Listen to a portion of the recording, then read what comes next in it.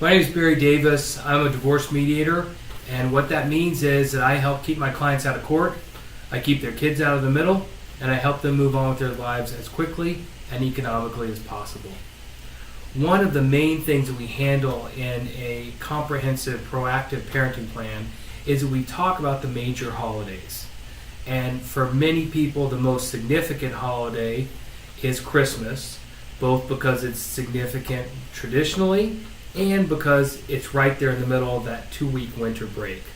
So I thought I'd present a couple options for how people can creatively address Christmas as well as that 2-week winter break that most children get.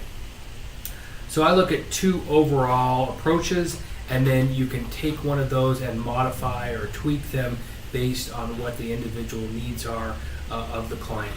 So they are what I call macro and micro. Macro deals with that 2-week period, and generally one parent has week 1, the other parent has week 2, and you flip-flop them on an odd, even basis every year. Okay?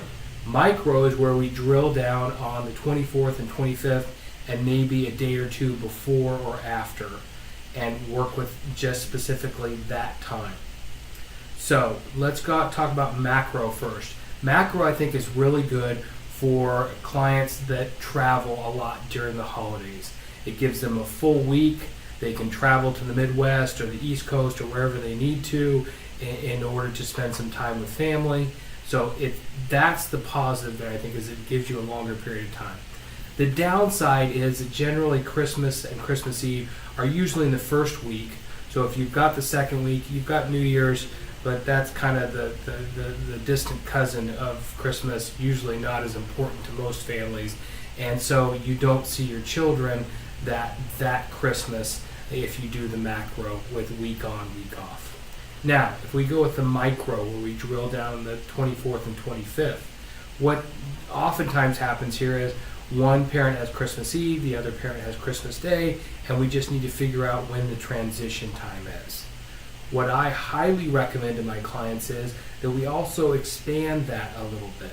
So the person that has quote-unquote Christmas Eve, maybe that starts at noon on the 23rd or even the evening of the 22nd, so they have some time to build up and have some fun activities before the 24th. And then the person that has quote-unquote Christmas Day, maybe they have all day on the 26th as well, or even the morning of the 27th, so that it's not just back and forth so quickly, with 8 hours or 12 hours with the kids. So I do think it's helpful to expand that just a little bit. Then, like I said, we need to talk about what the transition time is. I've had clients go with everything from 8 p.m. on the 24th, 10 p.m., even 11 p.m. for older kids on the 24th, to early the next morning. Personally, I've found that it works better if you do a transition late the evening of the 24th, because I think a lot of times the kids like waking up where they're going to spend Christmas morning.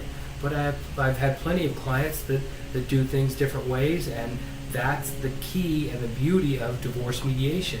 The clients get to make the decisions, and they get to figure out what makes sense for them. And this way it's balanced. And with the micro option, each parent has some time with their kids during the Christmas time period.